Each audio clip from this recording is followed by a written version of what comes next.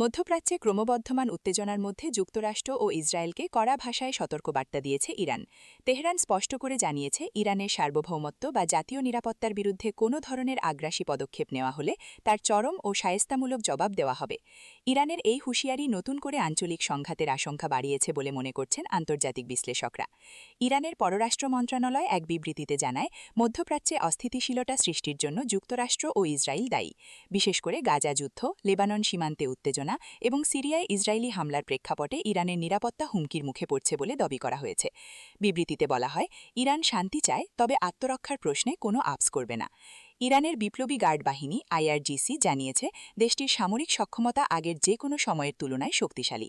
ক্ষেপণাস্ত্র, ড্রোন এবং নৌবাহিনীর প্রস্তুতি সর্বোচ্চ পর্যায়ে রাখা হয়েছে। প্রয়োজনে মধ্যপ্রাচ্যের যে কোনো স্থানে দ্রুত ও কার্যকর জবাব দেওয়ার সক্ষমতা ইরানের রয়েছে বলেও দাবি করা হয়।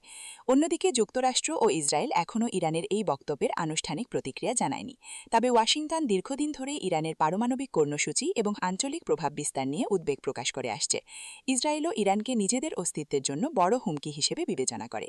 বিশ্লেষকদের মতে, ইরানের এই কড়া হুঁশিয়ারি মূলত একটি কৌশলগত বার্তা, যার মাধ্যমে তেহরান শক্ত অবস্থান তুলে ধরতে চাইছে। তবে পরিস্থিতি যদি আরও অবনতির দিকে যায়, তাহলে তা পুরো মধ্যপ্রাচ্যের নিরাপত্তা ও বৈশ্বিক স্থিতিশীলতার উপর গুরুতর প্রভাব ফেলতে পারে বলে আশঙ্কা করা হচ্ছে।